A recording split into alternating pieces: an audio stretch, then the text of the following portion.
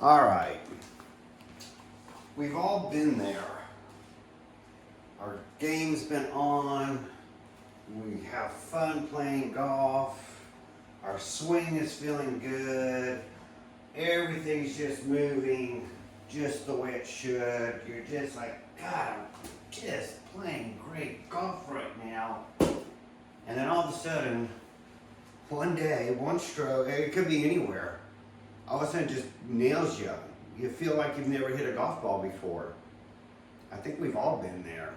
If not, it's just something creeps out at you onto your swing and you're just like, where did this come from? So chances are you're gonna go and you're gonna look online. That might even be one reason why some of y'all are watching these videos and you're trying to figure out what happened to my swing. And then you start going down rabbit holes and you're asking other people for advice and they've never seen your swing before. And so all of a sudden you just got all this loads of information. So you sit there and you almost got the yips. You're just like, okay, hold on, I'm gonna hit this ball. I gotta remember what it felt like to hit it, and you're gonna struggle. And I don't want you to have to struggle and go down the rabbit holes. So I'm trying to get it to where you have a little bit of more consistency, where you can think to yourself, well, he started me with left shoulder, right shoulder, and that was just to warm me up, get me going. And then he added that hip, so it was left, and then lead left. So now you have the ability to lead left. So it gave you a starting point. We kind of went over the grip. This last video I put out was how to hit straight. I believe everybody should at least be able to go back and hit straight. So when they're coming in and they lead left, they're at least, the height may be one thing, the distance may be one thing, but if they can get the ball straight line fairly decently down the fairway, they're not going to all of a sudden have hooks and slices and all this other stuff. A lot of it I've already told you, if you start marrying up your shoulder with your hip so that these are turning at the same time, I said be careful, your ball flight is almost going to mimic what your swing plane looked at. If you marry these two together, this is coming in to out. So then if your ball flight starts going wonky and heading left, chances are you forgot that you have to go one way, lead left, and then all of it lead right. Or lead left again, because your left hip is going out. So that could be one thing. I also said ball position plays an important role, where you're putting the ball, and I said, well, at least go back to the fundamentals. Get your grip, stand up straight, bend over, get your knees, and then at least you should be able to go back to hitting a fairly decent ball. Now, that's just one way to find where your ball positioning should be. Adam Porzak loves this way. Scotty Scheffler seems to enjoy doing it this way. So there's a lot of people who look like they enjoy doing it that way. So they must have a good reason for it. But the truth of the matter is, what is the right angle in the distance of the ball? It really depends on the person hitting and what kind of style they have. Some people, more so recently than in the past, Bryson DeChambeau is now almost ridiculously straight, but that's him telling himself, this arm is as far out as I need it to go, and so he can come way wide, come through and hit the ball and have it go straight. He's also learned how to come in and lean forward and get different angles of attack coming down to keep his low point in front of the ball. you're going to see a lot of, and you've probably already seen them. You go online and you're looking for help, and some of these people are like, no, no, no. You got to come up and get that left elbow tucked in as far as you can get it if you want to compress the ball, but then you really need to be coming in from this angle so that you're at least coming down and still hitting at the ball. It's a lot to take in. Now, granted, it makes a little bit more sense on a wedge because you're trying to deal off the wedge. It kind of makes sense why you would want to start getting down, and you got to be careful, why you would want to start getting that elbow down. But remember, I said there's a few different ways to start de-lofting the club, one of which was shaft lean. But if you take your shaft from here, and instead of having it maybe 12 degrees, again, a tour average, according to everybody online, but you want to get it more to like 25 degrees, well, yeah, you're probably going to have to tuck that elbow in to get it far enough out to get that kind of shaft lean. And then you still have to have something to release, so now you better be coming toward the end of your hip rotation, otherwise you're going to get all kinds of stuck. So maybe not the most efficient way to get shaft lean, especially with the wedge, especially more than the club was designed for. If you want to do that, why not just simply put the club way out here and smack it low and start learning how can I hit efficiently with that much shaft lean. So you got to almost preset it.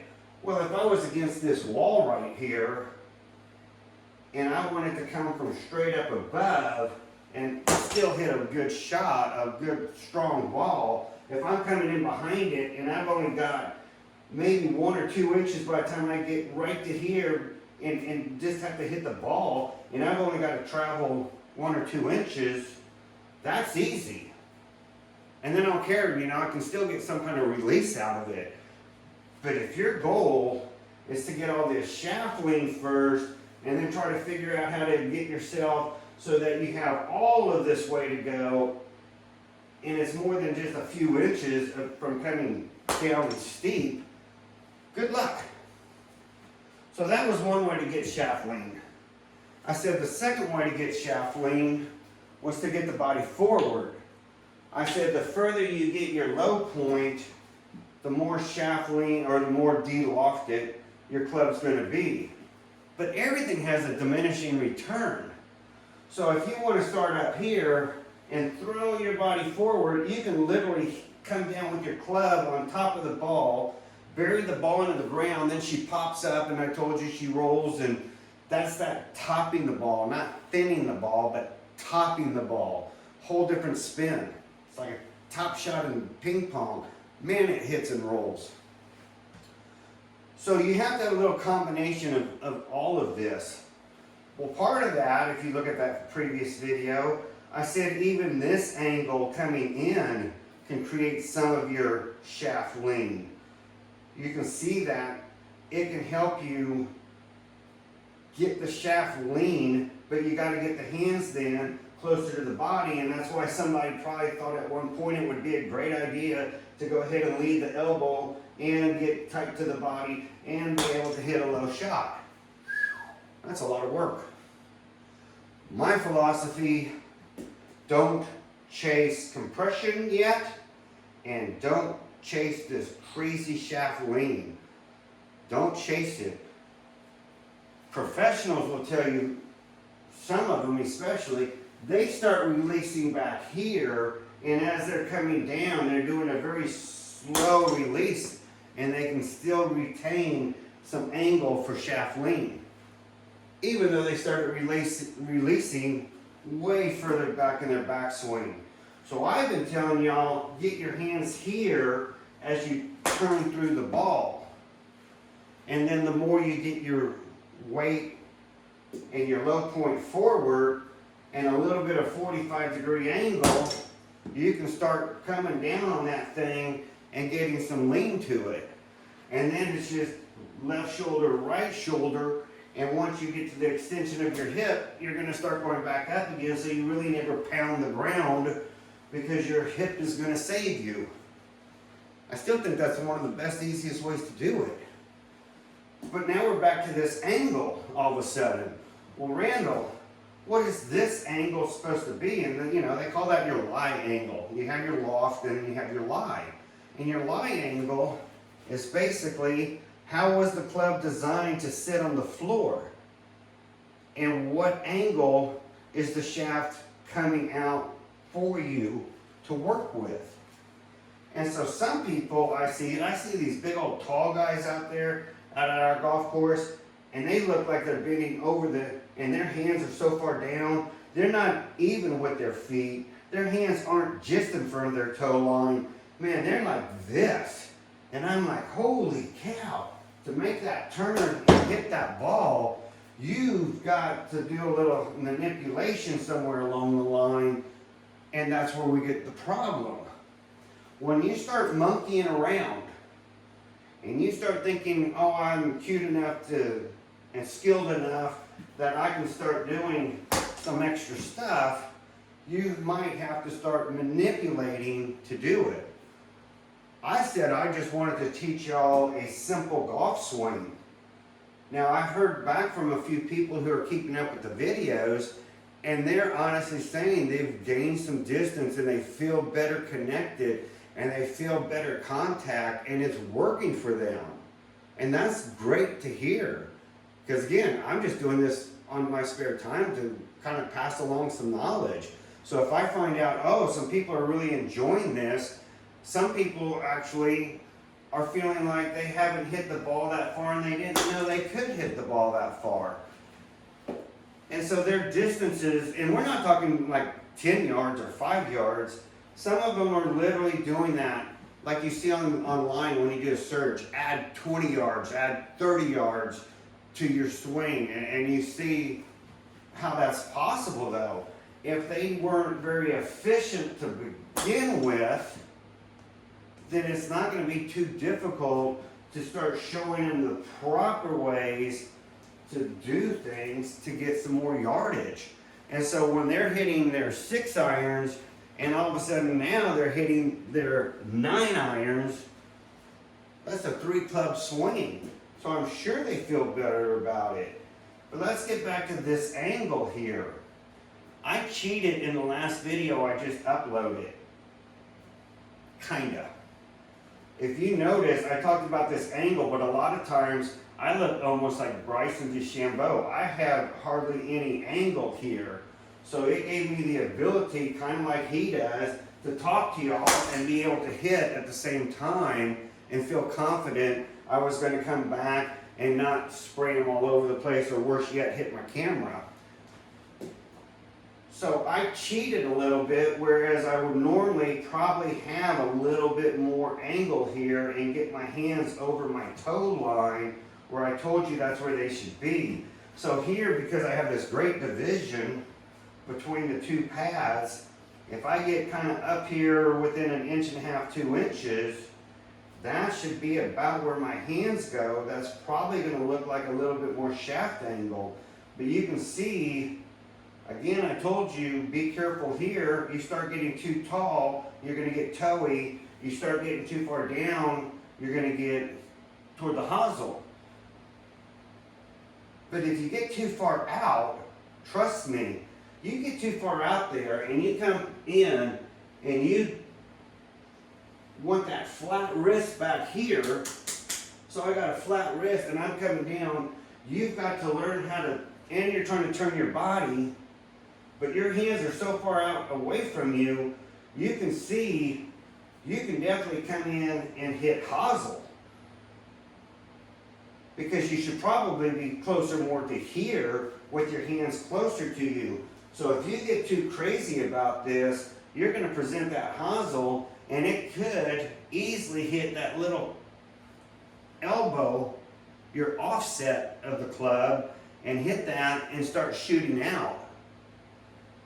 Even though you would think it would be some other way around, like, oh, didn't I come in and kind of overswing to hit my hosel? Well, no, you can actually be almost as far out as possible and come in and all of a sudden still be hitting your hosel and not your toe.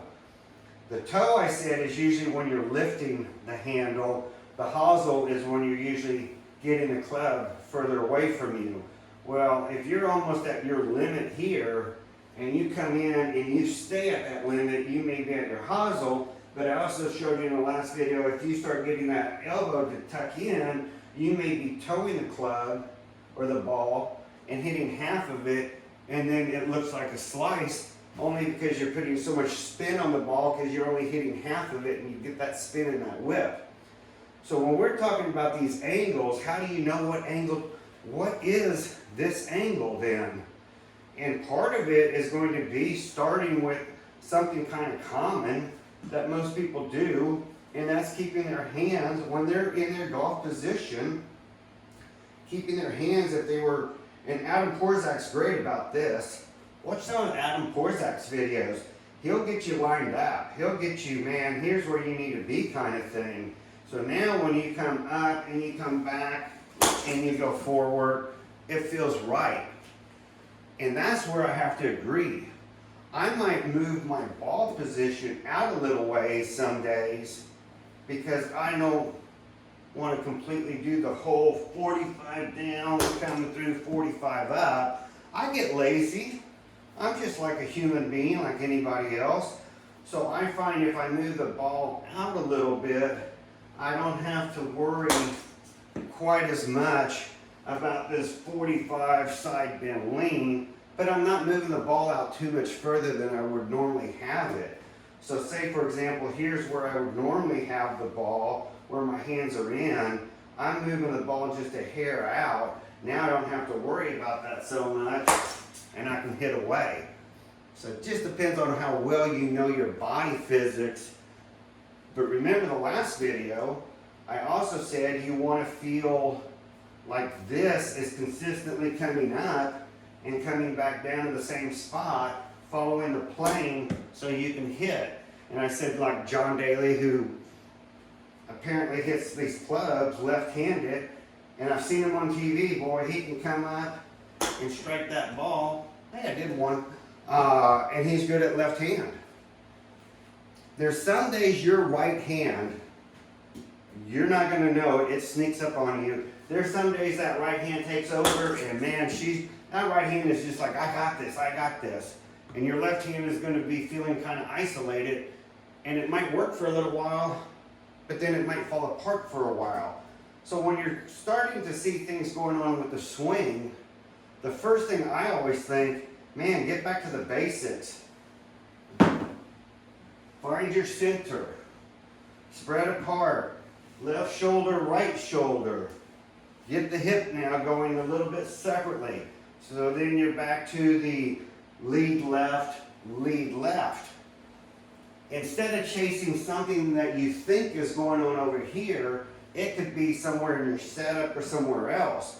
I work with guys or play golf with guys who they swear they're lined up, and then I put that club over their shoulders and they're like, no, I know I'm lined up. And I'm like, then why are you aiming way out there? And that's because they're bringing in their club, they're moving in the extra lag that they think they need. And so let's look at what happens. Here you have this club right in front of you. You get it in the center. You're standing up, and if you ever want to know where your shoulders are looking, just take your head and put it over one of the shoulders, and you can even lift your hand up, and that's where you should be aiming. But once you put this down, you do a shaft lean, you bring this other hand up, now all of a sudden you're kind of open. Well, you're supposed to be opened at impact, yes, but you're swinging at that point. So if you're presetting a lot of this, then you might be aiming a lot wrong. If you're one of the kind who wants to get everything, if you don't want to do this and then come down, even if you want to preset everything, at least come down. So now my shoulders are still square. and I still have my shaft lean built in, so I can still come in here and turn and hit. But you think you're going to put this on the ground and then build this whole thing without facing a different direction, you're probably not going to. And it won't matter if your feet are square, your shoulders aren't. And I told you it's just like this. If you think you're making a full turn and you're not, and you only come partial at the turn, but your body's expecting the full turn, you're hitting left. Well, in his case, one of the guys that I was playing golf with the other day, he was so far out, and then he was still slightly marrying his body with his hip, which I said, what that will do, your swing down here, if you marry this together, your full ball flight will look like that. Well, then on top of it, he's aiming too far that way, so his body's also trying to save it at the same time. So he's just going left.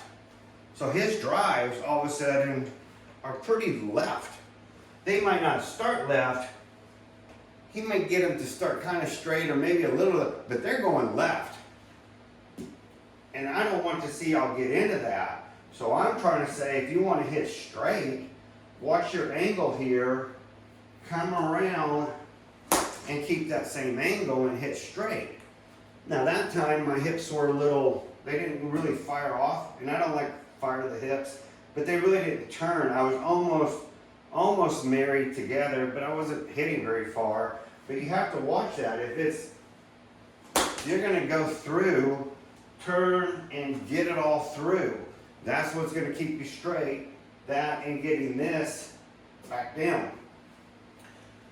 To finish on this angle, if you want to learn what this angle is, create an angle and then see what happens if you start coming down on that ball. If your angle's good, you're going to come in square. If you create some wild angle and it's not the angle for you, you're not going to come in square. You might be coming in over, or you might create some crazy angle you thought, and all of a sudden you're filleting fish.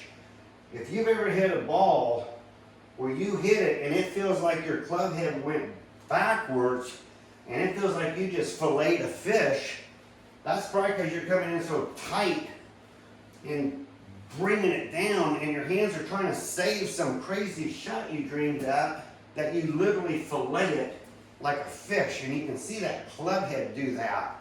So you got to be careful. But if we go back to the basics, I'm going to put the ball here, I'm going to turn my body, I'm going to turn everything. You're going to hit where you need to hit. You can build from there. You can start hitting faster. You can start hitting harder.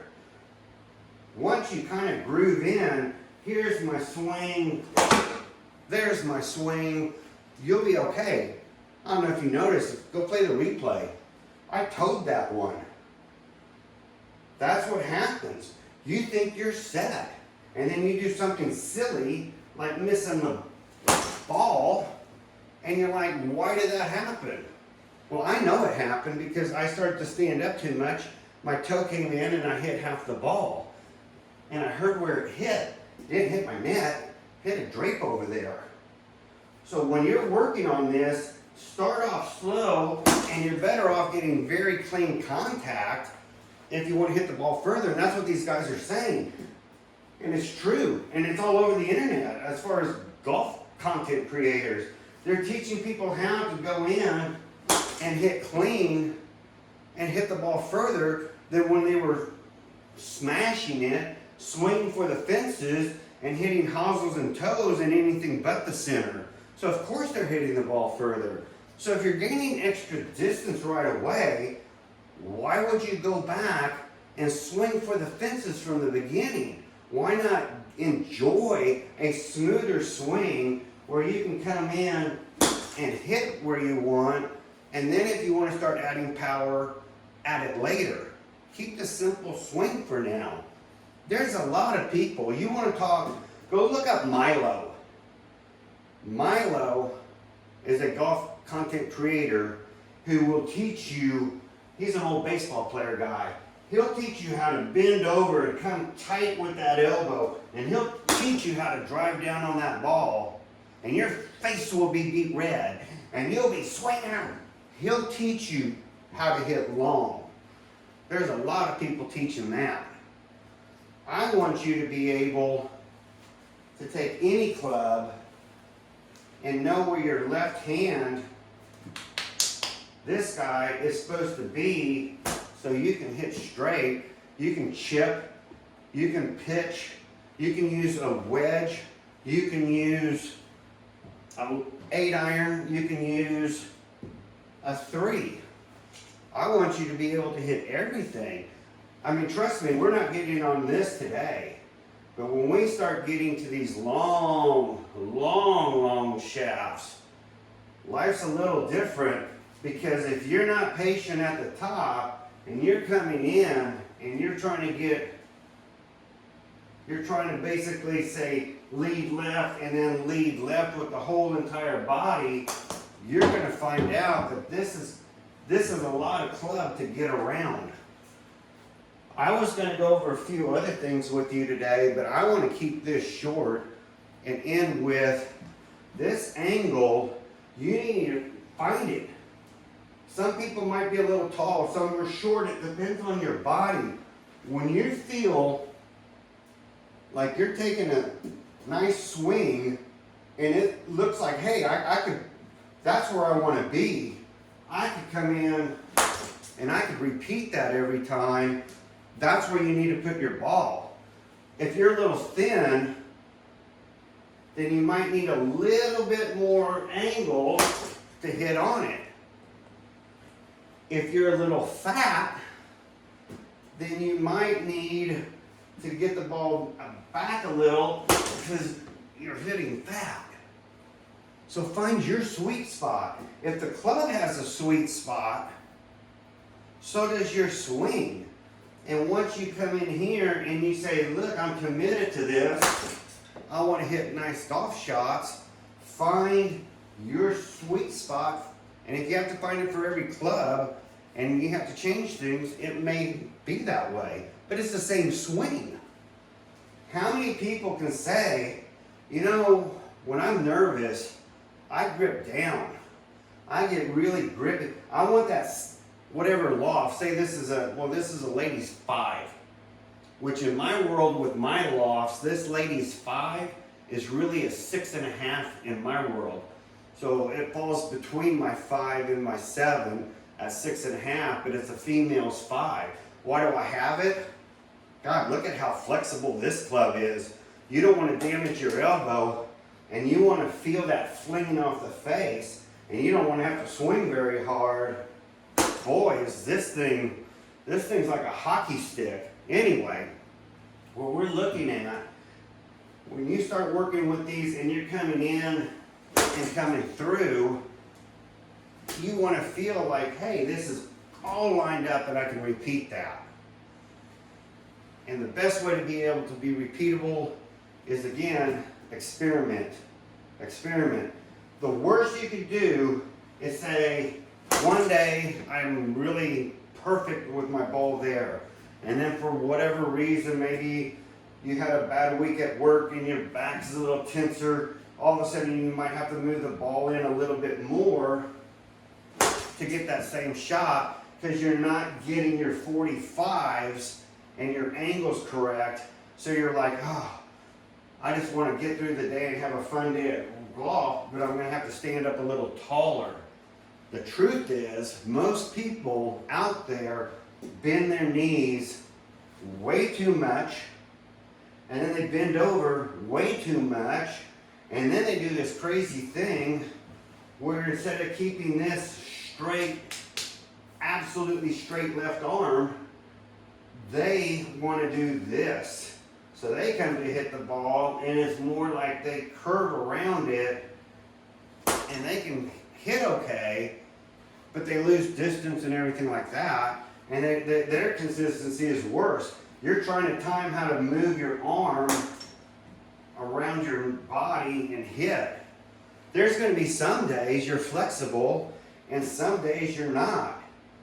I'd like for y'all to learn, once you learn lead left, lead right, or lead left again, this lead left, once you learn that, you can start learning, I'm telling you, whether you want to fire the hands through first and then come up, or if you want to wait and get that body moving and then come up. You can come up from way back here. People are talking about what goes on back here. Notice I haven't said anything about this back here, except for try to keep your wrist flat. Just like you were holding the club out. I said, keep that flat. Do you have to keep it flat? Well, I'll prelude into the next video. Some people cut the wrist, some people bow the wrist. It depends. When I'm hot and I've got a great round going, I can throw this back and hit. And if you want to watch that in slow motion, and I didn't film it in slow motion, it's going to look like dee-dee-dee-dee-dee-dee-dee, and I'm literally just letting my club dump down, almost like John Daly does. That's where he looks like he's getting all this extra. He's letting this come down. He's letting some air. If you do that, the fat end of your left hand, it's going to wobble around in here. But if you want to really come back and turn and go through, you can do it. There's nothing to stop you.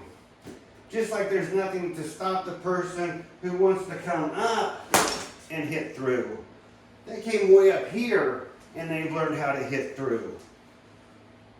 Not as much, but the person who comes really shallow will learn how to hit through. My philosophy is if you start playing, you'll start finding your mistakes along the way. And then if you're off one day, you create what I call a go-to swing. What's a go-to swing? It's like a fairway finder. It's like saying, I'm going to lobotomize myself and not have a single swing thought, but I know if I just at least turn left and go through, I can at least go back to hitting the ball. I'm not going to get lost in the weeds about this angle or this place. I just know I'm going to throw this over my shoulder and go hit a ball. That's a go-to swing. If you can practice now with what you're doing and get it so that this stays straight with this angle built in, but this is basically like a straight arm coming down to the same spot every time, no matter how you decide to get it there, just like John Daly and his one-arm swings, just like I'm telling you with this one. You start working on that, you have a go-to swing. You can turn off all swing thoughts. It's just, I'm going to go up there and I'm not going to think about anything, and I'm going to put the balls normally where I find them. I'm going to swing normally where I go, and I'm going to make my turn, and I didn't have to think about anything. I told you when we were first starting off, it's very difficult to talk and swing and concentrate all at the same time, but yet as I practice this more so that I can talk to y'all and swing and hit a good shot, it's only because I first of all have the confidence now, but I'm starting to get to the point where I work so much at deciding what I'm going to show you on the next video that I'm grooving in a pretty good swing so I can change my tempo and continue to talk and not sound out of breath and still present some information that you will use no matter how you decide to do the swing. So that's where we're at. There's a lot more coming. I told you, when it comes to contact, you can only talk about so much without getting deep in the weeds. So to me, we're past the point of contact. So if you're grabbing 8 irons, 6 irons, 6.5 irons, 7 irons, whatever you're grabbing, and you're starting to feel like you're hitting the ball correctly and you're hitting it straight and you're making good contact. We're past that. This video, then we started learning how to hit straight. Now we're talking about dumping angles. So we're coming in and we're dumping angles. You can play around with that all you want. I go back to my main rule. Hands always have to be in front is rule number 1 on any shot, so that you don't really blade the ball or start blading your chip shots. Second rule I said is come here, always feel like you're still close enough to the body so that you're still a open door, closed door. If you're a little left or right, after your open door, closed door, then I said, well, just make sure your left hand knows where it needs to be going back to, and then you can open door, closed door, and you'll be hitting straight. And then I said, now you got an open door and a closed door, and you got a bigger backswing, and you can start playing around with different things back here. So if you want to do some crazy stuff, letting that club whip, you can do it. Just remember, the more you take that club way behind your body, and the more you come way back here, the longer it takes to get back to here. So you might have to start kind of feeling like you're slowly, early releasing before you get down here. Or you're going to maybe find you start releasing too soon because you can't hold those angles long enough. When you do your lead left, you're like, man, I can't hold that from way back here. How does he do that? I've worked on getting my wrists to where they can hold enough pressure. So if you need to start off and come more from here and go straight and work on it, then just work until you can work smarter, bigger, longer, and faster. And then we'll be on to some more good things. So I'll stop the video there. I'll shut up and we'll talk next time.